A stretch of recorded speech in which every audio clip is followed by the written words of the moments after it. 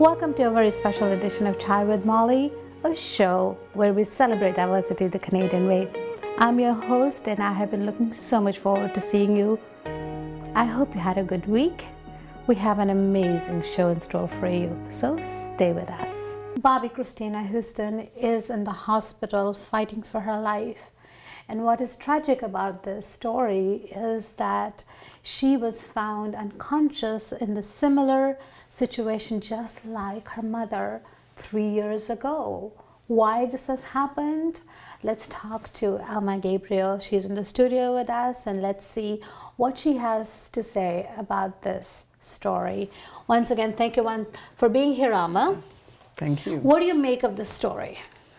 You know, it's amazing that you asked that question because I just wonder. Because I look at her mom.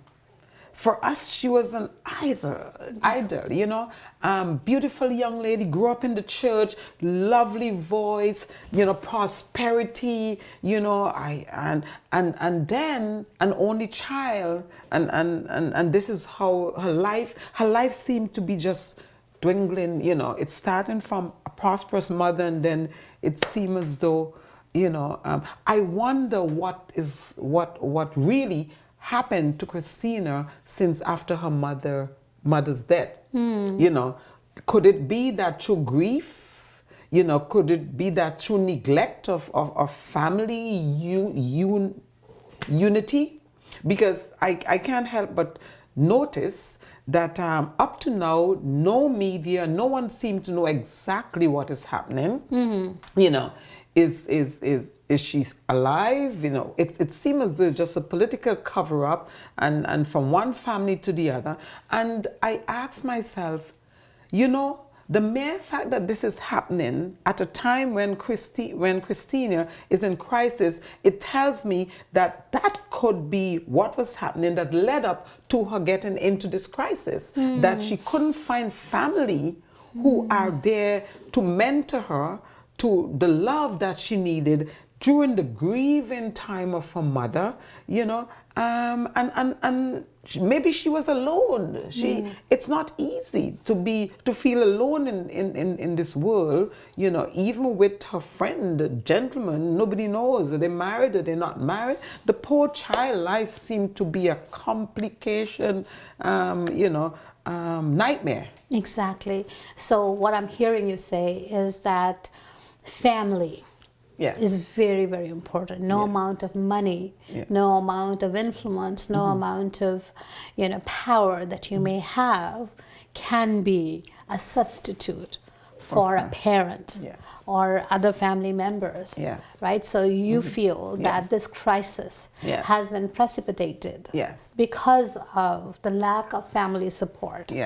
Right. Because to the rest of the world, it seems like a fairy tale life, right? She has money, she has influence, name recognition, everybody knows her, right? Bobbi Kristina Houston. I mean, she's the daughter of two very, very famous, right, parents, and yet at the prime of her life, right? So she is in a comatose state, right? And we don't even know if she's going to survive this or not. Yeah, and the things that I wrote this poem it's called The Wailing Mother, and you know, Kristina is not a mother, but she lost her mother, so I reversed it to the wailing daughter because I use the word wailing because crying is not wailing.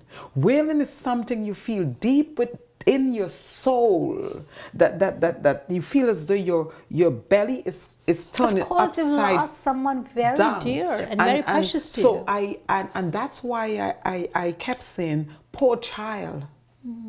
Poor child. Those who were there with her mother, are they there with her?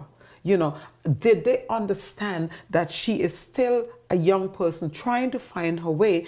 And even if she may appear as though she's not being obedient to what they expect her to do, they have to have patience. You have to show love. Love is, you know, can be shown in so many ways. You know, you have to be patient. Love is patient, love is kind, love is caring, you know, and that's what it's like I said, the poor child needed. And also, I think one of the biggest tragedies that we have in our lives, in our modern world, and especially in the Western world, is that we don't give ourselves the permission to mourn. Yes. Yes. Right? Yes. In Eastern cultures, people used to mourn for a long, long, long time, for a minimum of 40 days in India. And I have another friend, she just lost her mom, and she has given herself permission to mourn for 1 full year. Right? Yes. Because that's how long it takes, right, to mourn for the loss of someone who's dear to you. You know, it's interesting you say that, because I do have friends, and I see that they're mourning years and years after, and you just hit the nail on the head, because the mourn lasts for so long, because yes, not giving themselves permission in the first few years, they mix mourning with other, you know, things in the world. Yeah, here we're told, get over it. Okay, yes. You know what? You know, they might give you a couple of days off from work, and then you're supposed to come back and pretend that everything is back to normal. Yeah. Right? And that's not normal. In the meantime, you're falling apart, you know, and by the time you catch yourself that you have not mourned, it's a little bit late, because you would have got involved in things that you should not have gotten involved in. Then now you have to deal with the get out of those things and go and mourn all over again. That's so right. Your life become more complicated. Like basically with the gentleman, you know, that was premature for her to really jump into. But guess what? She was looking for love. Looking for love in all the wrong places. Yes. And looking for love in all the wrong places can mess up your life eventually. Okay. So for the rest of us, what are some of the lessons that we can learn from this horrific tragedy? Yes. What that has done, I've always liked to help people. I love to help people, because I love to see people happy. And I think when people are happy, it makes me happy too.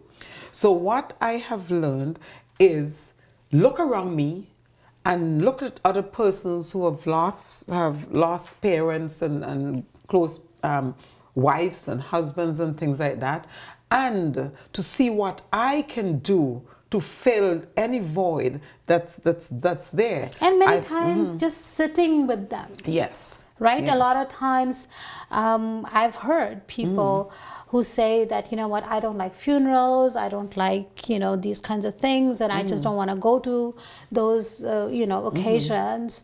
But I think it's more important to go to these kinds of occasions than to a wedding, where everybody is happy, right? Yes. Because, and the reason why a lot of people don't do that sometimes is I don't know what to say.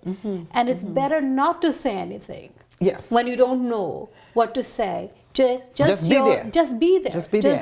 Yeah, and as you said, you know, if they need any help, you know, help them. And if they just want you to listen to them, give them that time, right? And just be with them. And it's true. You just have to be there, because just last week I attended a funeral, and the son said to me when he saw me, he said, "Thanks for being here." Yeah.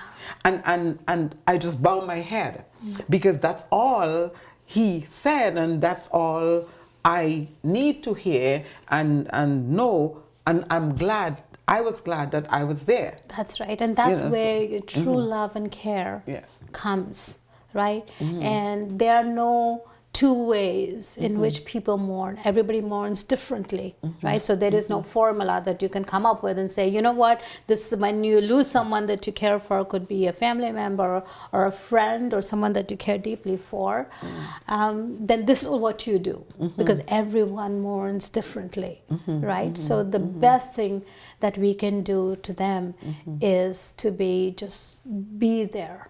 You know, listen to them and see, and be sensitive. Yeah. Yes. I'm glad that you brought up the topic of Christina, because I think it's everybody's concern. It's a world concern. I saw Oprah, tears in her eyes. You it's know, so and, heartbreaking because we just went through the process of the loss of her mother. Yes. And she was my most favorite, singer. I loved her voice. Yes. And Oprah called her the voice. The voice, yes. Yes, So great honor.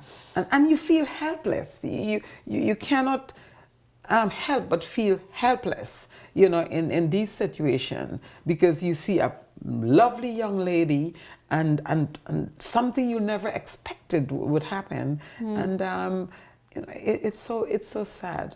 But as individuals, we just have to keep on doing whatever little we can do every day. I have this cherish those that we love, one day at a time. Yes. I believe that every day, each of us awake, we should be thankful to be here. It's a gift. And basically look forward to what good we can do on that day. So if you are someone who has lost a loved one or know someone who is going through that grieving process, please be there, be a friend to them. This is the time when they need you the most. You may opt to go to the birthday parties or to the weddings, but being present at someone's funeral or at a loss of a loved one is way more important. Thank you for being here. Thank you for having me, Molly. I hope you enjoyed the show as much as we enjoyed preparing it for you. We love to hear from you. Please do keep sending us your emails and your phone calls. Let us know what you think of our show, and if you'd like to be a guest on our show or would like to advertise with us, you can contact me at 647-979-3220. And before I go, let me remind you once again that to be good and kind to a stranger is a good thing.